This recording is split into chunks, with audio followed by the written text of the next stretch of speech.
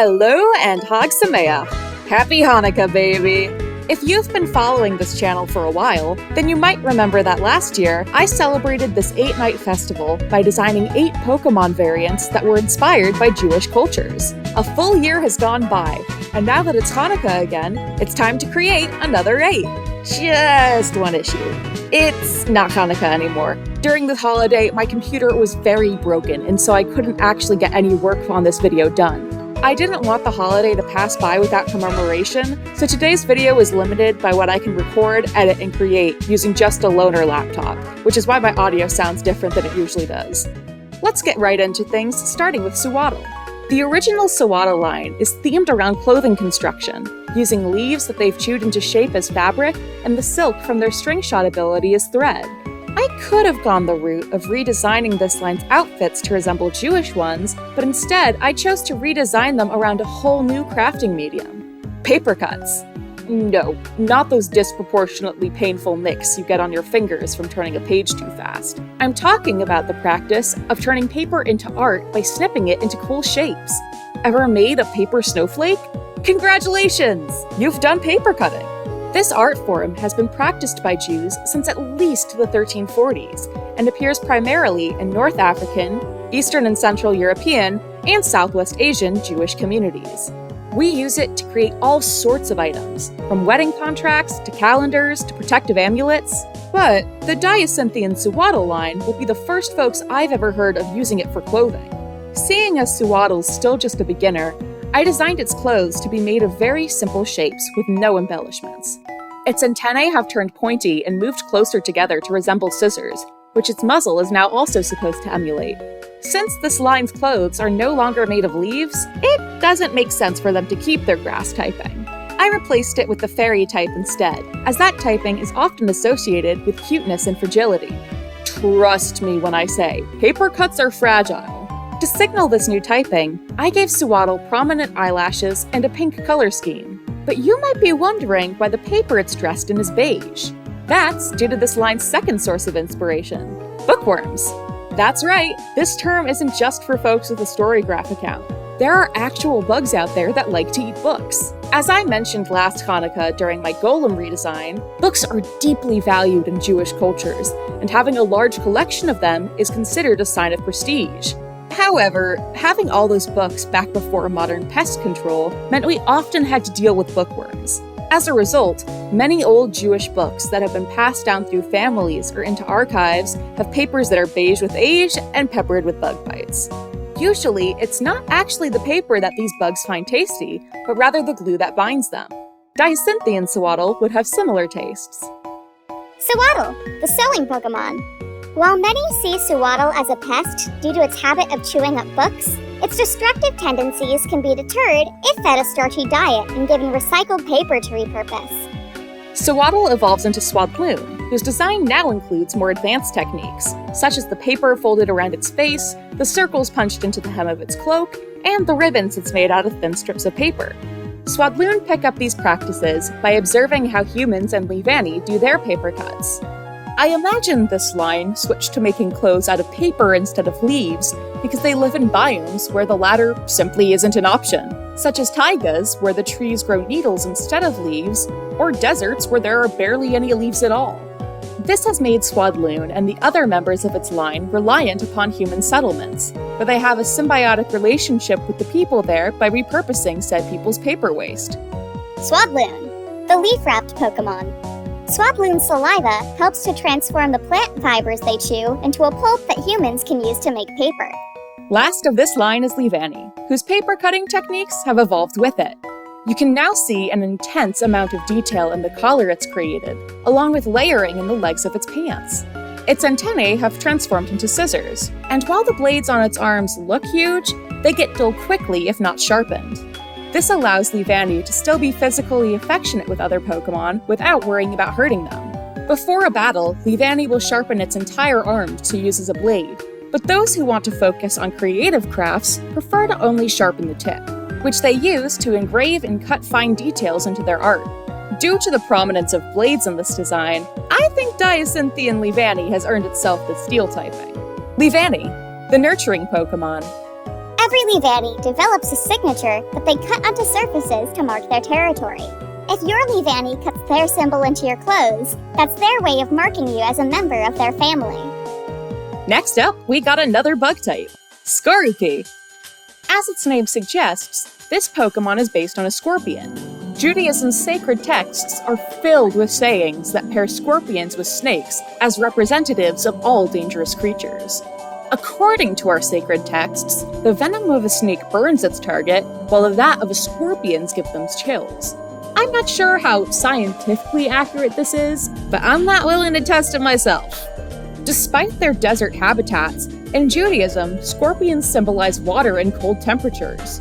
This is partially because the Scorpion constellation, which in English is called Scorpio but in Judaism is called a Krav, was most visible to our ancestors during the cold and rainy season. This inspired me to create a water-ice type Skorupi. Instead of poisoning its enemies like the original one does, this variant's sting freezes its foes. I designed its pincers to look like they were made of ice, and gave it sharp legs that would give it a better grip when walking across frozen surfaces. In our mythology, the flood that swept away Noah's Ark happened during the month of the Scorpion, so I made Skorupi's mouth resemble waves to reference this. I was originally going to give Skorupi white accents instead of dark blue ones, so that its pincers would look like they were poking out of snowballs. But this ended up looking silly, so I went with dark blue accents instead. Skorupi, the scorpion Pokemon.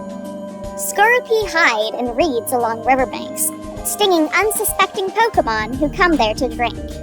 Skorupi evolves into Drapion. And not to toot my own horn, but I find Diacynthian Drapion far scarier than its Sinnohan equivalent. To be fair though, I am also terrified of the water monsters I took as inspiration for this design. I have thalassophobia, which is an irrational fear of deep water, and it isn't helped by the amount of awful creatures living in it according to Jewish mythology. The most famous of these are the Leviathans, and yes, in Judaism there's multiple. These are most commonly depicted as sea serpents, but some tales depict them as having more in common with whales or crocodiles, the latter of which I used as inspiration for Drapion's fangs and crooked mouth. While Skorupi was a medium shade of blue with darker accents, I swapped that for Drapion to help it camouflage with the deeper waters it now lurks in. Drapion, the ogre scorpion Pokemon. Wild Drapion only ventured to the surface to drag unsuspecting people and Pokemon back down to the underwater caverns they call home. Alright, enough arthropods. It's time for our final line of this video, Chikoritas. Chikorita's name comes from the chicory plant, which Jews traditionally eat on the holiday of Pesach, or Passover as it's known in English. Pesach celebrates when Moses and his siblings liberated their people from slavery. Go watch The Prince of Egypt if you aren't familiar with the story. To celebrate this holiday, Jews host special meals known as seders, where each course symbolizes a different part of the story. Chicory is often used as the maror portion of the meal, which consists of eating bitter herbs. The taste of these are supposed to help us understand the bitterness of our ancestors' experiences. Being happy is selfish. Remember that we suffered. You have no idea what pain is. Remember that we suffered. Hey! To change up my Chikorita, I based it on a different Pesach plant, parsley. We dip this green little guy in salt water that's supposed to represent the tears of our ancestors. Dang, I'm realizing how morbid Pesach must sound to those of you unfamiliar with it. I'm guessing you won't believe me when I say it's actually one of our happier holidays. Anyways, I didn't want to draw Chikorita actively sobbing, so instead, I referenced the symbolism by giving it icy blue eyes like limpid tears. I'd imagine Johtonian Chikorita lives in similar climates to those that chicory grows in, namely fields and pastures, while Diacynthian Chikorita is better suited to scrublands like those in eastern Mediterranean where parsley first grew. Chikorita, the leaf Pokemon.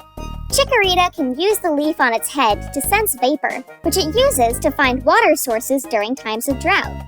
You may have noticed I added black markings around Chikorita's eyes, and you'll understand why once it evolves into Bayleef. Since the saltwater parsley's dipped in is supposed to represent tears, I gave Bayleef markings that resemble running mascara. This, combined with its darker color palette and smug expression, is supposed to give Diacynthia and Bayleef a punk-adjacent look, seeing as alternative music was this line's secondary influence. Jewish musicians such as Joey Ramone, Sylvian Mizrahi, Goldie Zelkowitz, and Lou Reed were fundamental to the formation of the punk rock scene, which many Jews used as an outlet to creatively process issues such as assimilation and anti-Semitism.